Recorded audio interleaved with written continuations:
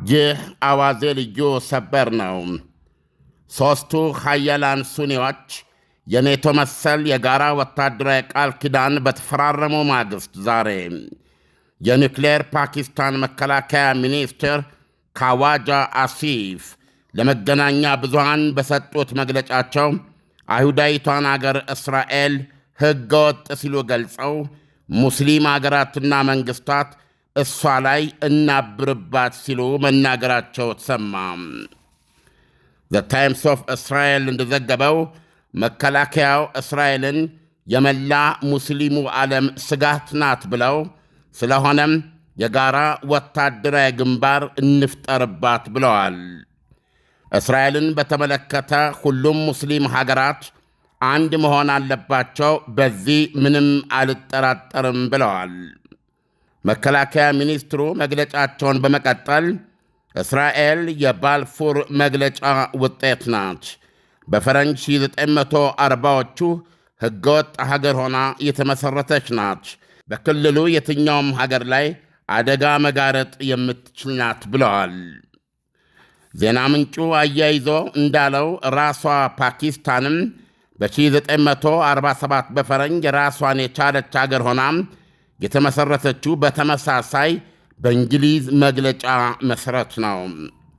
ከዚህ በፊትም እስራኤልን ከይሲና የሰው ልጆች መርገም ነቀርሳ አገር ሲሉ በመሳደባቸው የሚታወቁት ራሰ ሙቁ አሲፍ ጠቅላይ ሚኒስትር ኔታንያሁ በቀጣዩ የጥቅምት ወር ምርጫ ተሸንፈው ከመድረኩ ገለል ቢሉም እንኳ ለእስራኤል ያለኝ የጋለ የፋመ ተቋሞ አይበርድም ብለዋል። የእስራኤል ጠቅላላ ምርጫ ኦክቶበር 27 2026 በኢትዮጵያ በአዲሱ ዓመት 2019 ጥቅምት 17 ቀን ማክሰኞ ይካሄዳል። የሙስሊሙ ዓለም ብቸኛ ኒውክሌር ታጣቂ ፓኪስታን መከላከያ አሲፍ ሲቀጥሉም ኢየሩሳሌም ውስጥ ማንም ሥልጣን የያዝ ቢፈልግ የቀድሞ ጠቅላይ ሚኒስትር ናፍታሊ ቤኔት ይሁኑ ወይም ሌላ መሪ ልዩነቱ እዚህ ግባ የሚባል አይደለም ሲሉ አክለዋል። ሲቀጥሉም እስራኤላውያን ለፍልስጤማውያን ያላቸው አመለካከትና ጸረ እስልምና የሆነ አስተሳሰባቸው አይለቃቸውም ወይም አይጠፋም። ሙስሊም አገራትን እርስ በርስ ለማጋጨት ነገር ሰሪነታቸውን ቀጥለውበታል ብለዋል። ሲያጠቃልሉም የፍልስጤም ጉዳይ በዘላቂነት እልባት እስካላገኘ ድረስ የሙስሊሙ ዓለም በእስራኤል ላይ በአንድነት አብሮ መቆም አለበት ሲሉ ደምድመዋል። ይህ በእንዲህ እንዳለ ፋርሷ ኢራን በሆርሙዝ ሰርጥ ውስጥ እያስተዋወቀች ያለችው አዲስ ስርዓት የማይቀለበስ ነው ስትል አስታወቀች። የኢራን ጦር ኃይል ቃል አቀባይ አሚር አክራማንያ ሲናገሩ አሜሪካ ያለውን ሁኔታ አሜን ብላ ከመቀበል በስተቀረ ምርጫ የላትም፣ አለበለዛ ከዚህ በፊት ከከፈለችው ዕዳና ፍዳ በላይ በእጅጉ የበለጠ ዋጋ ትከፍላለች ብለዋል። ኢርና የተሰኘው የሀገሪቱ ዜና ምንጭ እንደገለጸው። ዳንኤል፣ ይሄ እንግዲህ የፓኪስታኑ መከላከያ ሚኒስትር በጣም መራራ ቃል ነው የሚናገሩት። በጣም ስሜታዊ የሆነ ቃል ነው። ይህን መግለጫ ደግሞ የሰጡት በትናንትናው ዕለት በሙስሊሙ ዓለም ብቸኛዋ ኒውክሌር ፓወር የሆነችው ፓኪስታን የሁለቱ የእስልምና ቅዱስ ከተሞች ባላደራ እንዲሁም ደግሞ በነዳጅ ሀብቷም በክልሉ አንደኛና በተጨማሪም በጦር መሳሪያ ገዥነቷና በቴክኖሎጂ መዋለ ንዋያ በተለይ የጦር ቴክኖሎጂያቸው ተወዳዳሪ የሆነ የመጣ ነው። በቅርቡ እነ ፓኪስታን እና ቱርክ እዚህ ውስጥ ደግሞ በሦስተኛ ሀገርነት ትጨምራለች። ቱርክ የኔቶ ሀገር ናት፣ አባል ናት። በኔቶ አባልነቷም ከ32ቱ የኔቶ አባል ሀገራት ወይም መንግስታት ውስጥ ከፍተኛ ቁጥር ያለው ሰራዊት ያላት ናት። ስለዚህ እነዚህ ሦስቱ የሱኒ ሀገራት መካ ላይ ነው የተፈራረሙት ይህን ወታደራዊ ስምምነት። የኔቶ መሰል ያደረገውም አንቀጽ 5 ብለው የኔቶን ቃል በቃል ባይጠቅሱም በሳውዲ አረቢያ ላይ የሚፈጸም ጥቃት በፓኪስታን ላይ የተፈጸመ ነው። በፓኪስታን ላይ የሚፈጸም ጥቃት በቱርክ ላይ የተፈጸመ ነው በሚል በአንዳቸው ላይ ጥቃት የሰነዘረ ኃይልን ባለ በሌላ አቅማቸው ለሶስት ለመፋለም የደረሱበት የመካ ወታደራዊ ስምምነት ተብሎ የሚጠራ ነው እና እንግዲህ ይሄ መሆኑ በክልሉ የራሱ ትልቅ አንድምታ አለው። የመጀመሪያ ተቋሞ የመጣበት ከኢራን ነው የስምምነት። ኢራን የሺአ እስልምናው ዓለም መሪ ናት። የተጋትሮ ተራዳ ብለን የምናውቀው ከዛው ከሊባኖስ ሶሪያን ይዘህ ምንም እንኳ አሁን አሳዶች ቢወድቁም እስከ የመን ከጀርባዋ ኢራቅ ድረስ እንደዚሁም ከፍተኛ ዓላማ አድርጋ እየተንቀሳቀሰች ነው። ባህሬን ላይ ያለውን እውነታ ለመጠቀም በጣም ትፈልጋለች። ስለዚህ ሃይማኖታዊ ሀገር ነች። ሲጀመር ኢራን ሺአዊ ሀገር ነች። ስለዚህ ይሄንን ጥምረት በተመለከተ የሰጠችው መግለጫ በተለይም የኢራን ፓርላማ የብሔራዊ ደህንነት ምክር ቤት የኮሚቴ አባል ናቸው። በተናጋሪነታቸው የሚታወቁ ነው። ይሄ የሳዑዲ አረቢያን ደህንነት አያረጋግጥም ብለዋል። ይሄ የሶስት ሀያል ሱኒ ሀገራት ጥምረት የሳዑዲ አረቢያን ደህንነት አያረጋግጥም ብለዋል። ሲያክሉ ምንድን ያሉት ለደህንነት ስትል ስለ ነፍስ እያልክ ከምትለምን ፖሊሲን መቀየር ይሻላል በማለት ሳዑዲ አረቢያን ክፉኛ አሸምረዋታል። ኢራኖች ያዩት ሳዑዲ አረቢያን የምታመጪው ነገር የለም፣ ከዛ በኩል ፓኪስታን ኒውክሌር ፓኪስታንን፣ ከዚህ ደግሞ ቱርክን ስላመጣሽ በእኔ በኩል በዚህ አሁን ባለንበት ሁኔታ የምታመጪው ነገር የለም እና የሚሻልሽ ከኛ አቋም እና ፍላጎት የተጻረረ ፖሊሲሽን በትቀየሪ ነው እንጂ አድኑኝ እያልሽ እንደለመነች አድርገው ነው የቆጠሩት። ተንታኞች ምንድን ነው የሚሉት? እስራኤል እስካሁን ድረስ በዚህ ጉዳይ ላይ በዚህ በተመሰረተው ወታደራዊ ስምምነት ላይ ተንተርሳ መግለጫ አልሰጠችም። ነገር ግን በእስራኤል አርብና ቅዳሜ ሻባት ነው። ስለዚህ ዛሬ አሁን ከምሽት በኋላ ስብሰባ በማድረግ ይሄ ጊዜ ጠቅማታል ነው የሚባለው። እስራኤል እሁድ ዕለት በተለይ በዚህ ላይ የጠራ የራሷን አቋም ታንጸባርቃለች ተብሎ ይጠበቃል። እንግዲህ እውነታው ይህ ሆኖ እያለ ነው ይህን ወታደራዊ ስምምነት ለመመስረት የቱርኩ ፕሬዝደንት ኤርዶጋን የፓኪስታኑ ጠቅላይ ሚኒስትርና እንዲሁም የሳዑዲ አልጋ ወራሽ በተፈራረሙ ማግስት እንደሰማኸው ቤዚካሊ እስራኤልን ጠላትና መጥፋት ያለባት ሀገር የሚል አንድምታ ያለው ሰፊ መግለጫ ነው የሰጡት መከላከያ ሚኒስትሩ።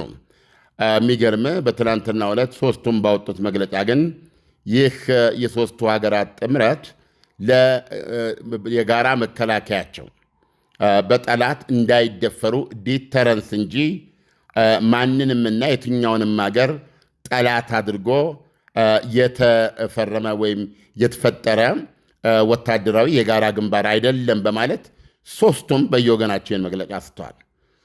ዛሬ በግልጽ እንደሰማው ግን የፓኪስታኑ መከላከያ ሚኒስትር እስራኤልን ቤዚካሊ ህገወጥ ነው፣ ህገወጥ ናት፣ ያው ዜናው ላይ የሰማውን ነገሮች ተናግረዋል።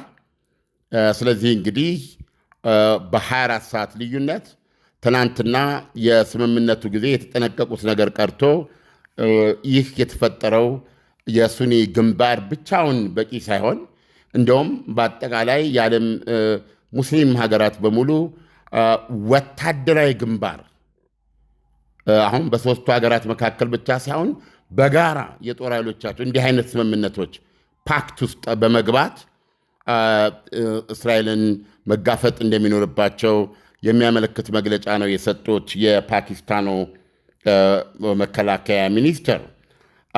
ይህ በእንዲህ እንዳለ እስራኤል ምላሿ የሚጠበቅ ነው። ነገር ግን ከወዲሁ በእስራኤል በኩል ብዙም የሚያሳስባት ነገር አይደለም ይላሉ አንዳንድ አስተያየቶች። በተለይ ሳውዲ አረቢያን በተመለከተ ብዙ ስጋት የላትም። እንደዚሁም ደግሞ ኒውክሊየር ፓኪስታንን በተመለከተም ብዙ ዋጋ የምትሰጠው አይደለም።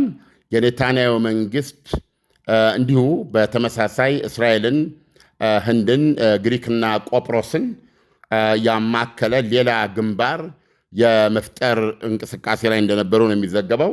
በተለይ በህንድና በእስራኤል መካከል ያለው ግንኙነት ስትራቴጂክ ነው። ከፓኪስታን ጀርባ ኒውክሊየር ህንድ አለች፣ ከኢየሩሳሌም ጋር ጥብቅ ግንኙነት ስትራቴጂክ ግንኙነት ያላትና እስራኤል ጉዳይ ብላ የያዘችው ነገር ቢኖር የቱርክን ነው። በተለይ ቱርክ ፕሬዚደንቱ ኤርዶጋን ወይም ደግሞ መንግስታቸው በሚሉት በዋነኛነት የቱርክ ደህንነት የሚጀምረው ከቱርክ ደቡባዊ ጫፍ ከድንበሩ ሳይሆን የቱርክ ደህንነት የሚጀምረው ቤሩትና አሌፖ ውስጥ ነው።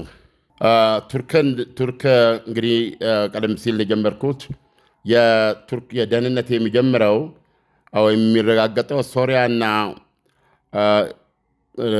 ምንድነው ሊባኖስ ውስጥ ነው በማለት እስራኤል ደግሞ ከነዚህ ከሁለቱ ሀገሮች ጋር ከሊባኖስና ከሶሪያ ጋር ጉርብትና አላት እና በእነዚህ ሀገሮች ውስጥ የራሷ የደህንነት ቀጠና አድርጋ እንግዲህ በሊባኖስ የሚታወቅ ነው፣ አድማጮቻችን በስፋት ያውቃሉ። በሶሪያም ቢሆን ከጎላን ተራራ ዝቅ ብሎ የደህንነት ኬላ መስርታለች። እዛ ውስጥ ሆና ምንድነው ማንኛውንም ነገር ወደ እሷ የገፋ ወይም በዛ በኩል ያላት ድንበር እንደ ሊባኖስ የሄዝቦላ አይነት ሆስታይል ኃይል የሚሰለፍበት እንዳይሆን በሚል የራሷን እንቅስቃሴዎች እዛ ታደርጋለች። ይህንን ደግሞ ኤርዶጋን ክፉኛ ነው የሚተቹት። ስለዚህ ቱርክን በተመለከተ በእስራኤሎች ዘንድ ያለው አመለካከት ሌላዋ ኢራን ናት የሚል ነው። ይህንን አሴስመንት ግምገማ የሰጡት ከእስራኤል ባለሥልጣኖች ውስጥ ቀዳሚው የቀድሞ ጠቅላይ ሚኒስትር ናፍታሊ ቤኔት ናቸው።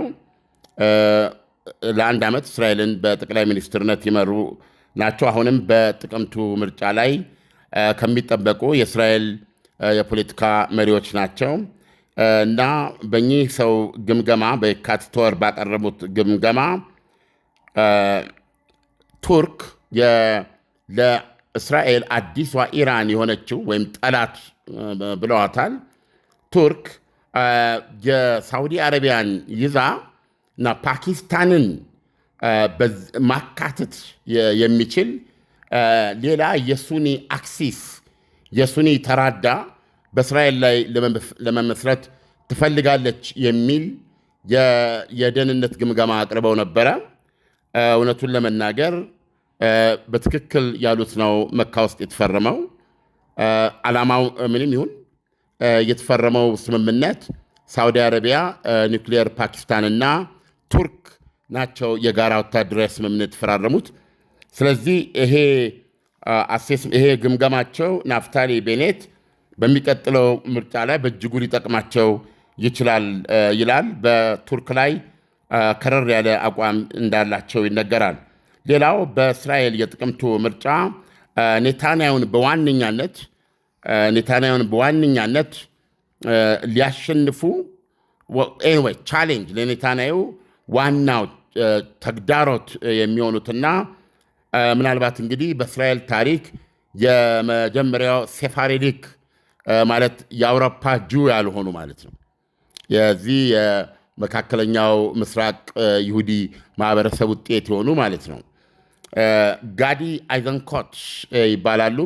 የራሳቸው ፓርቲ አላቸው እና እኚህ ሰው በአሁኑ ሰዓት ለኔታንያሁ ሊኩድ ፓርቲ መሪ ቤንያሚን ኔታንያሁ ጥቅምት ላይ ስልጣናቸውን ክፉኛ ሊገዳደሩ ሊያሸንፉም ይችላሉ ተብሎ ከፍተኛ ግምት ይሰጣቸዋል። ጋዲ አይዘንኮት በአንድ ወቅት የእስራኤል ጄኔራል ናቸው። የእስራኤል ኤታማዦር ሹም ነበሩ። የእስራኤል ኤታማዦር ሹም ሆነው አገልግለዋል። በዚህ በጋዛ ጦርነትም ልጃቸውን በብሔራዊ ውትድርና በውጊያ ላይ ያጡ ጄኔራል ናቸው። ዳንኤል ዓለም እነዚህ ሶስት የሱኒ ሀገራት እስራኤል ላይ ያላቸው አመለካከት ሁሉም አረብ ሀገራት እስራኤል ላይ እንዲነሱባት ሊያደርግ ይችላል ወይ? እንደዚህ ሶስቱ ከመካከላቸው የአረብ ሀገራት አረብ ሀገር ሳውዲ ነች፣ ፓኪስታን ናት፣ እንደዚሁም ደግሞ ቱርክ ናት።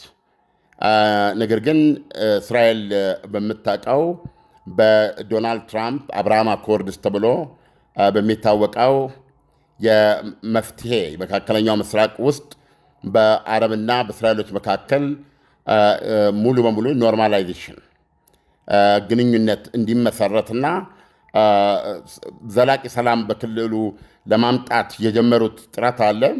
በዚህ ጥረት ውስጥ ሳውዲ አረቢያ እንድትገባ ከፍተኛ ጥረት እያደረጉ የሚገኙበት ነው። ሳውዲ አረቢያ በመሰረቱ ሐሳቡን ብትቀበልም ነገር ግን የፍልስጤም መንግስት እንደሚመሰረት የሚያሳይ አንድ ተጨባጭ ይሄ የፍልስጤማውያን መንግስት ከእስራኤል ጎን እንዲመሰረት የሚያደርግ ነው ብዬ የምለው ነገር እስካላየው ድረስ ወደዛ ስምምነት አልገባም የሚል አቋም እያራመደች ነው ሳውዲ አረቢያ። እንደምታውቀው ባለፈው አሜሪካ ለሳውዲ አረቢያ የኒውክሊየር የማመንጫ ተቋም ልትገነባ ነው። የምትገነባውም ቴክኖሎጂው የአሜሪካ ነው እና ይህን ስትገነባ በስምምነት ተፈርመዋል። ይሁንና ዶናልድ ትራምፕ እዛ ስምምነት ውስጥ ባይጻፍም ያ ስምምነት ተግባራዊ ሊሆን የሚችለው ሳውዲ አረቢያ ከእስራኤል ጋር ይፋ ዲፕሎማቲክ ግንኙነት ስትመሰርት ነው በሚል አቋም ወስደዋል። በዚህ ረገድ ሳውዲ አረቢያ እኛ እንግዲህ ስምምነት ተስማምተናል፣ ስምምነቶች በትዊተር መልእክት ሊከሽፉ አይችልም የሚል ምላሽ እንደሰጠች ነው የማውቀው። ስለዚህ በሳውዲ አረቢያና በእስራኤሎች መካከል ያን ያህል ስጋት የለም። እስራኤል ያን ያህል አትሰጋም ሳውዲ አረቢያን በተመለከተ። ፓኪስታንን በተመለከተ ቅድም ያነሳውል ነው። ፓኪስታንን ወደዚህ ሱዲ ግንባር ማምጣት የሚፈልጉት ማነው? የቱርኩ ኤርዶጋን ናቸው። እንግዲህ በጣም የተወሳሰበ ነገር አለው ዳንኤል። የኔቶ አባሎች ለምሳሌ አንድ ጥያቄ ያነሳሉ ተንታኞች። አሁን ለምሳሌ ኢራን በሆርሙዝ ሰርጥ ውስጥ ለምሳሌ ዛሬ የተባበሩት አረብ ኤሚሬትን የነዳጅ መርከብ መታ፣ ብዙ ጉዳት አልደረሰም ይባላል እንጂ መታለች።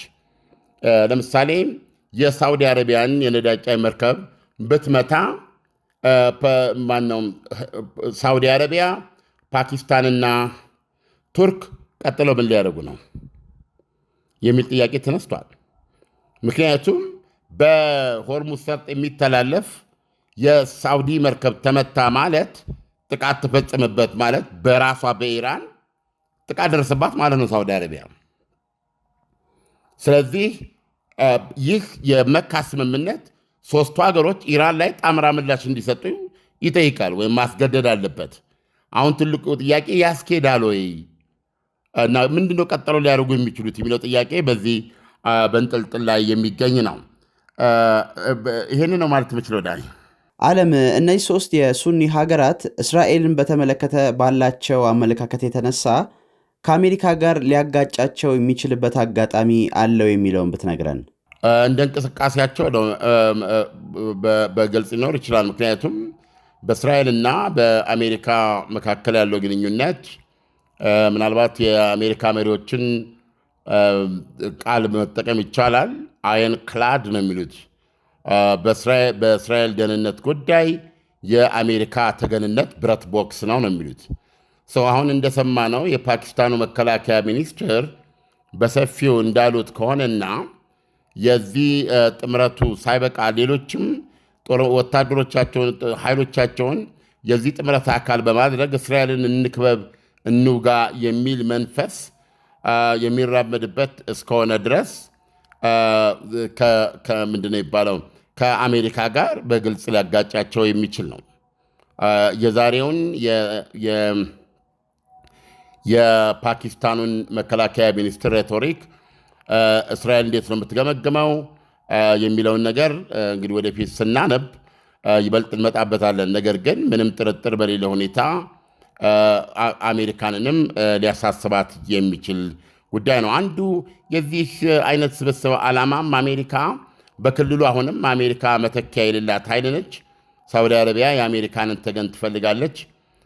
ነገር ግን ደግሞ አሜሪካ በመካከለኛው ምስራቅ ስትንቀሳቀስ 100% የሳውዲ አረቢያን ጥቅም ብቻ ታረጋግጣለች ማለት እንዳልሆነ ስለተገነዘቡና በተለይም ከኢራን በኩል ያለው ጥቃት ያደረሰባቸው ካለው ጉዳትና ይህንን ነገር ባጭር ለመቅጨት አለመቻል ሁኔታው ሌላ ተጨማሪ አማራጭ እንዲጠቀሙ ስላደረጋቸው ነው እዚህ ውስጥ ሊገቡ የቻሉት የሚል አለ ዳኒ። ስለዚህ አሜሪካ በብርቱ ሊያሳስባት ይችላል። በተጨማሪም ደግሞ ሌላ ያልተበራራው ቱርክ የኔቶ ሀገር ናት። ቱርክ በዚህ ስምምነት በሱኒ ሀገራት ኔቶ መሰል ወታደራዊ ግንኙነት ጥላ ስር ሆና ግጭቶች ውስጥ ብትገባ ኔቶ ለቱርክ ብሎ ምንድን ነው ሊያደርግ የሚችለው? እንደዚህ አይነት መሰረታዊ ጥያቄዎች አሉና ጉዳዩ በብቃት ገና ያልተተነበተበት ስለሆነ ነው እንጂ ብዙ ችግሮች ያሉበት መሆኑ ግን ከጅምሩ ያስታውቃል። ዓለም ለሰጠህን ትንታኔ በጣም አመሰግናለሁ። መልካም ምሽት ይሆንልህ። መልካም ምሽት ዳን።